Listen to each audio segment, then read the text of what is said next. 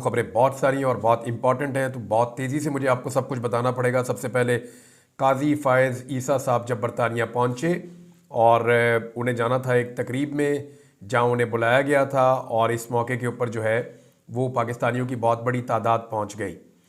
काजी साहब जो हैं वो मिडल टेम्पल हॉल में पहुँचे थे जहाँ उन्हें इनवाइट किया गया था, लेकिन पाकिस्तानी उससे पहले वहाँ पहुँच गए।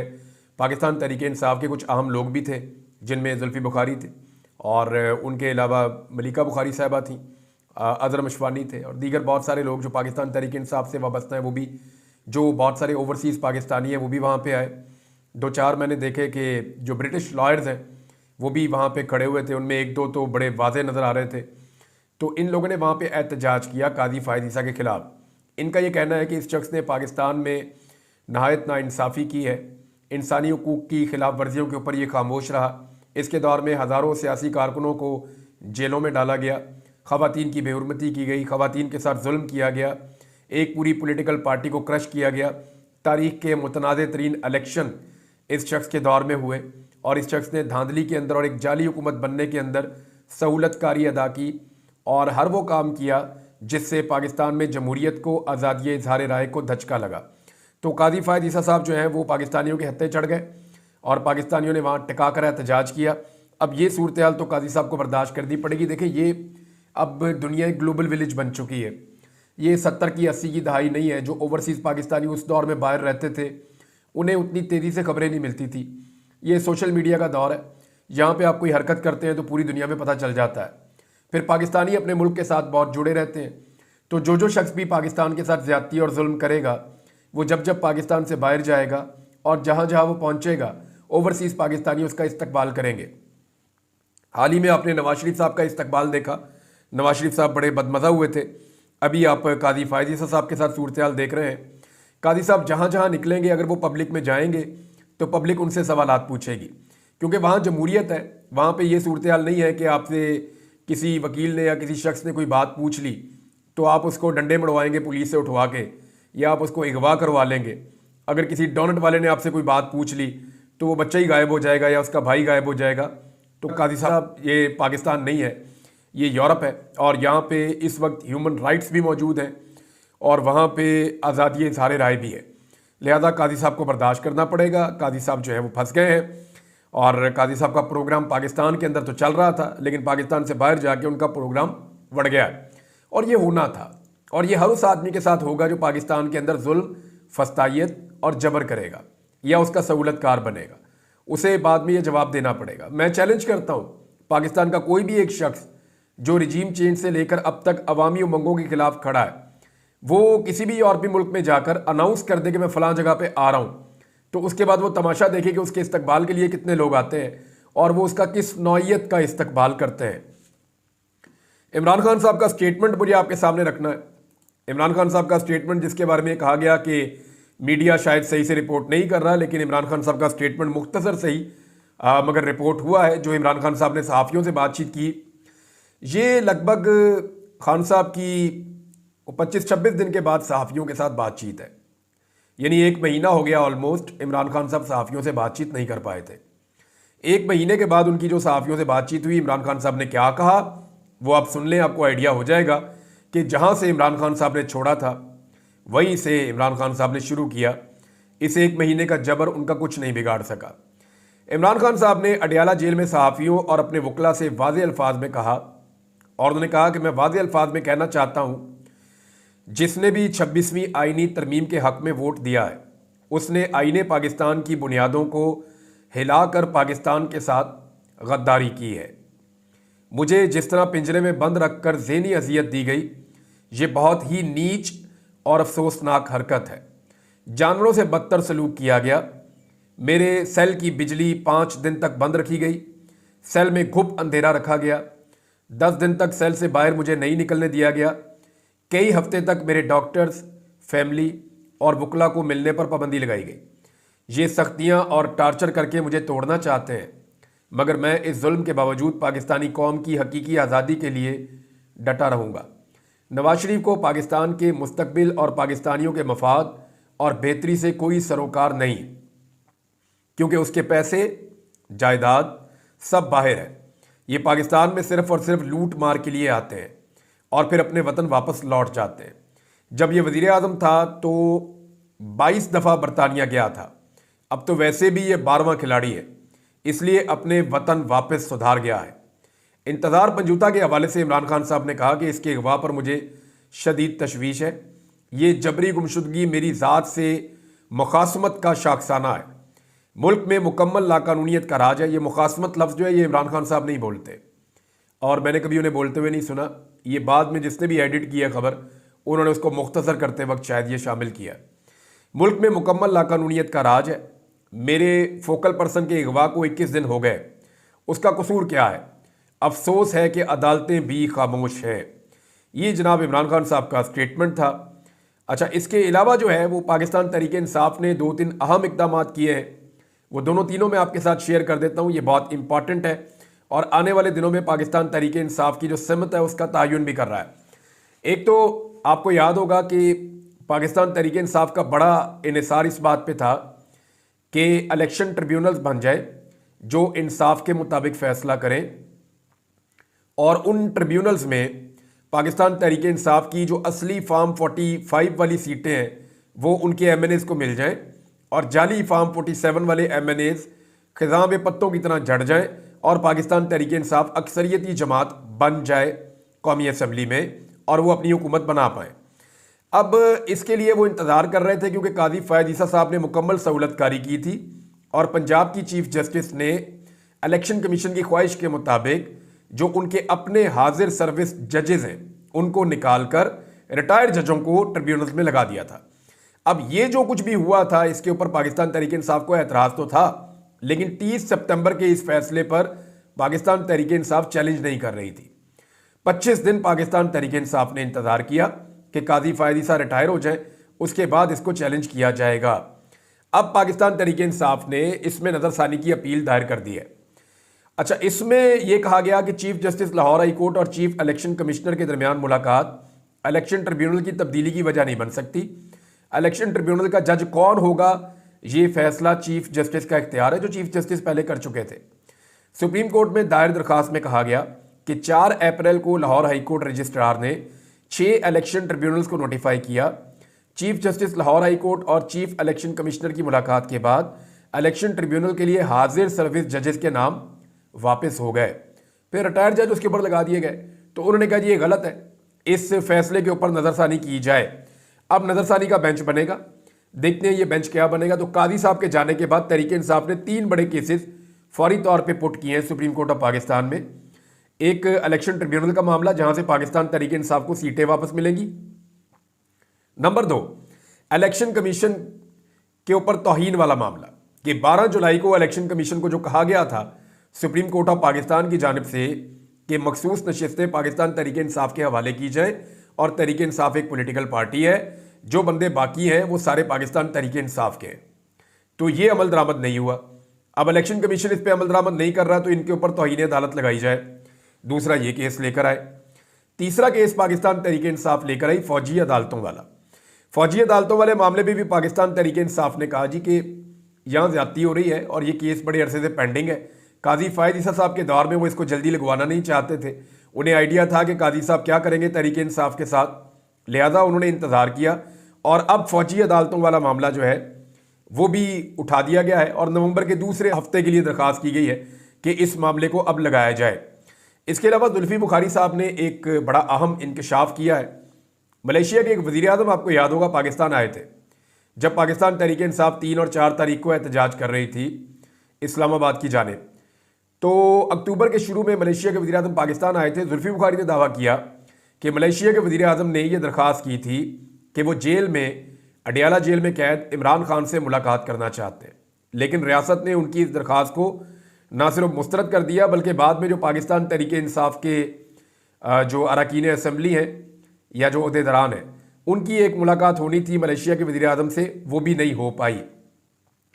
तो इमरान खान साहब की रेलिवेंसी आप देख लें कि जो बाहर से एक मुल्क का वज़ीर आज़म आया, मलेशिया पाकिस्तान का बरादर इस्लामी मुल्क है, बहुत ताकतवर और बेहतर मुल्क है। अब मलेशिया का वज़ीर आज़म आया तो उनकी दिलचस्पी इस हुकूमत में तो थी, लेकिन वो ये चाह रहे थे कि हुकूमत जो है उसे तो मिलना ही पड़ेगा। लेकिन उनकी दिलचस्पी इमरान खान से मुलाकात में थी कि इस मुल्क का जो सबसे बड़ा लीडर है उससे मुलाकात की जाए। लेकिन इमरान खान साहब क्योंकि जेल में है तो मौजूदा हुकूमत ने उनकी दरख्वास्त को मुस्तरद कर दिया। नजम सेठी ने एक स्टेटमेंट दिया, उन्होंने कहा जी इमरान खान को मनाने की कोशिशें हो रही हैं और ये जो कुछ भी हो रहा है अब तक इमरान खान को मनाने के लिए हो रहा है कि खान साहब गुस्सा जान दो, बातचीत आगे बढ़ाते हैं। लेकिन इमरान खान साहब जो है वो उनकी 3 शराइत पहले दिन से हैं। एक वो ये कहते हैं कि जो भी 9 मई के हवाले से हकायक हैं वो सामने लाए जाए, उस पर जुडिशल इंक्वायरी की जाए और जो बेगुनाह कारकुन हैं उन सबको रिहा किया जाए। दूसरा वो ये कहते हैं यानी जाली मुकदमात वो कहते हैं ख़त्म किए जाएँ। साथ में इमरान खान साहब का ये भी कहना है कि जो अवामी मैंडेट है वो अवाम को वापस किया जाए। ये बड़े अहम इमरान खान साहब के मुतालबात हैं। इन मुतालबात से इमरान खान साहब पीछे नहीं हटते और अब तो आईनी तरमीम हो गई है तो यहाँ भी इमरान खान साहब के तहफ़्फ़ुज़ात हैं। आइंदा कभी बात होगी तो वो भी सामने आ जाएंगे। सलमान अकरम राजा साहब ने एक स्टेटमेंट दिया। इस स्टेटमेंट को आप पाकिस्तान तहरीक इंसाफ के सेक्रेटरी जनरल के तौर पे लें और अब पाकिस्तान तहरीक इंसाफ में बहुत सारे लोग ऐसे ही बात करते हैं। मुराद सईद साहब का भी एक स्टेटमेंट आया है, उसमें भी वो कौम को इसी किस्म का पैगाम दे रहे हैं। तो पार्टी को डिवाइड नहीं होना चाहिए, पार्टी को इकट्ठा रहना चाहिए, पार्टी के खिलाफ साजिशें हो रही हैं। पहले भी पाकिस्तान तहरीक इंसाफ में फॉरवर्ड ब्लॉक बनाने की कोशिश की गई 9 मई के बाद, लेकिन जो लोग फॉरवर्ड ब्लॉक बनाना चाहते थे पाकिस्तान तहरीक इंसाफ ने उन्हें डिसोन कर दिया और वो बेयारो मददगार हो गए और गैर सियासी बन गए। लेकिन अब दोबारा उन लोगों को पाकिस्तान तहरीक इंसाफ में शामिल करने की कोशिश की जा रही है। सलमान अकरम राजा साहब ने कहा कि अदालतों और पार्लियामेंट के बजाय बिलाकर जो फैसला होगा वो सड़कों पर होगा। सलमान अकरम राजा साहब का कहना है कि लाखों लोगों को सड़कों पर आना पड़ेगा।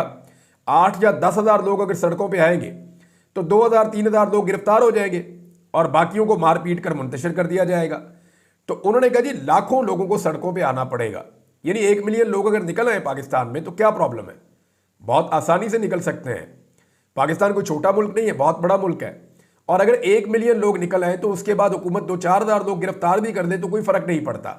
और वो लोग अगर बैठ जाए तो 24 घंटे के अंदर पाकिस्तान का पूरा सिस्टम तब्दील करके रख सकते हैं। और ये सब जानते हैं, ये हम सब जानते हैं कि अवामी ताकत से सब डरते हैं, सब खौफ खाते हैं, सब कांपते हैं। तो ऐसे में जो है वो सलमान अकरम राजा साहब का ये कहना कि सड़कों के ऊपर फैसला होगा, ये बात ठीक है, लेकिन कब होगा ये डिपेंड करता है पाकिस्तान के अवाम के ऊपर कि पाकिस्तान के अवाम इस जुल्म, ज्यादती, लाकानूनियत और मैंडेट चोरी के खिलाफ कब मैदान में निकलते हैं। एक और अहम खबर है नाजरीन, सुप्रीम कोर्ट बार का इलेक्शन हुआ और उसमें आसमा जहांगीर ग्रुप जो है वो जीत गया, यानी मिलीजुली कामयाबी है। सेक्रेटरी और नायब सदर जो है वो नीचे से हामिद खान ग्रुप के जीत गए, लेकिन सदर की इंपॉर्टेंस होती है, सदर ही सबसे अहम होता है। सदर जो है वो आसमा जहांगीर ग्रुप का जीत गया, यानी एहसन भून और तारड़ साहब जो हैं जो वजीर कानून है इनका उम्मीदवार जीत गया, आसमा जहांगीर ग्रुप का। ये जीता कैसे, इस पे पाकिस्तान तहरीक इंसाफ के कई लोगों ने रोला डाल दिया कि जी धांधली हुई है, बहुत बड़ी धांधली हुई है, ये जैसे जाली इलेक्शन फरवरी 2024 में हुआ था ये वैसे ही हो गया। तो ये झूठ है, ये गलत है बात।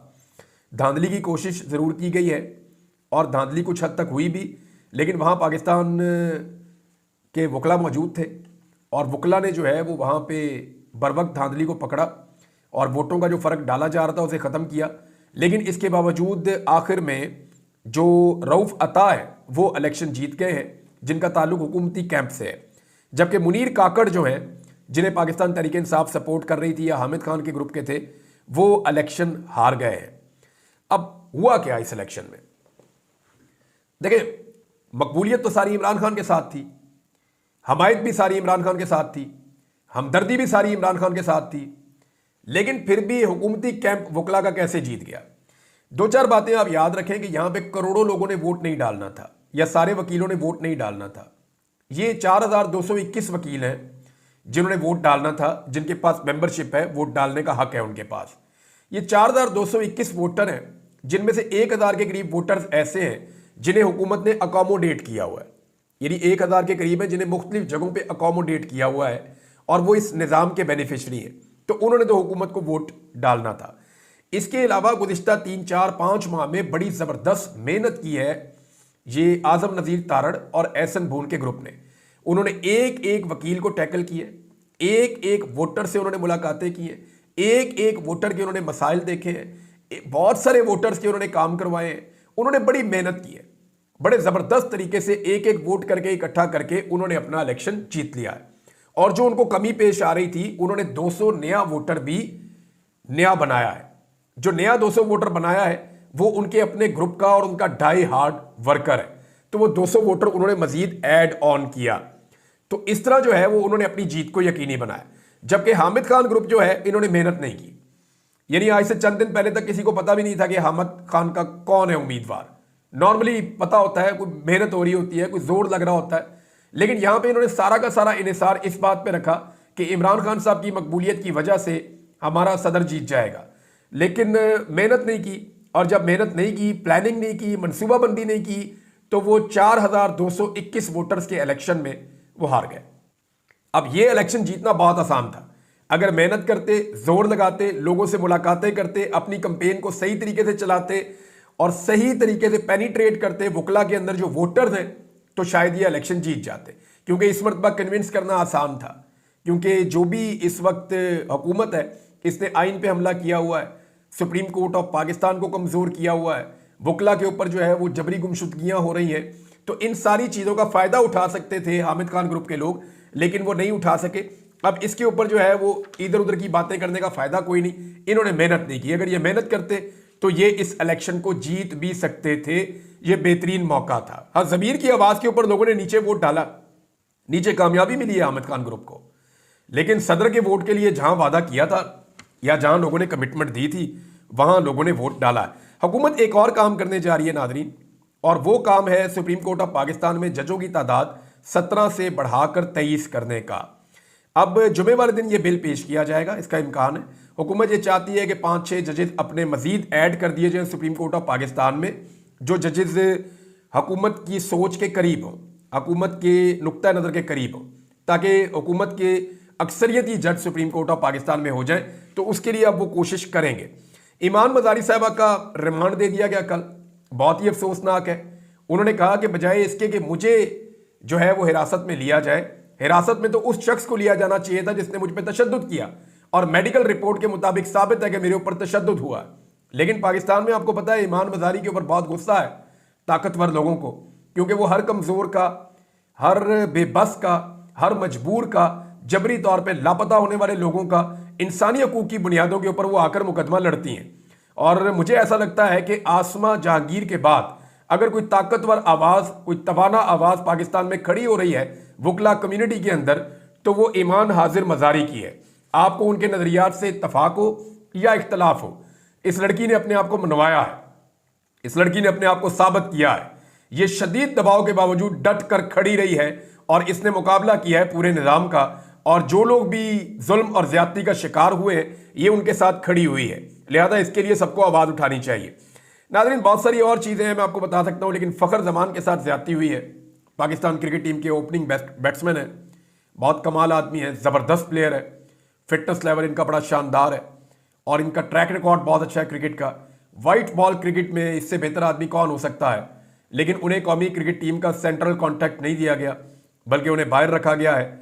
और कुछ मैंने सहाफ़ियों से बात की जो स्पोर्ट्स जर्नलिज्म करते हैं, वो ये कहते हैं कि इनको सज़ा दी गई कि 1 माह पहले मोहसिन नकवी साहब ने कुछ 8-9 क्रिकेटर्स को बुलाया था और उसमें फ़खर जमान साहब को और सबको उन्होंने दावत दी कि खुलकर बात करें। तो फ़खर जमान साहब ने ज़रा ज़्यादा सच बोल दिया था, और पाकिस्तान में इस वक्त सच बोलने वाले को कीमत चुकानी पड़ती है, तो फ़खर जमान साहब भी कीमत चुका रहे हैं। वाइट बॉल क्रिकेट में दुनिया के अंदर ऐसे प्लेयर्स कम हैं। ये आदमी पूरे मैच का पांसा बदल सकता है, ये सबको पता है। बड़े दिल का प्लेयर है, दलेर आदमी है, बहुत अच्छी हिटिंग करता है, वाइट बॉल के अंदर स्पेशलिस्ट है, लेकिन इसके बावजूद उसको सिर्फ निशाना बनाया क्यों? उसके सच और उसके पॉइंट ऑफ व्यू की वजह से। उसका गेम जो है वो आज भी बोलता है, उसका रिकॉर्ड आज भी बोलता है कि कोच तक तो छोड़ के चला गया टीम का। इतनी सियासत हो रही है टीम के अंदर, तो इस सियासत से तंग आकर यानी एक अलग टीम ही इनको चाहिए अपनी बना ले, और जो पाकिस्तानी टीम है उसको कहीं किराए पे भेज दे। यही कर सकते हैं अब। और टीम की जो हालत इन्होंने कर दी है, यानी जो प्लेयर्स के साथ ये कर रहे हैं, जो जुल्म और ज्यादती ये कर रहे हैं, अब ये जाएंगे जब खेलेंगे तो फिर आपको पता चलेगा। अब तक के लिए इतना ही। अपना ख्याल रखिएगा, अपने इस चैनल का भी। अल्लाह हाफिज़।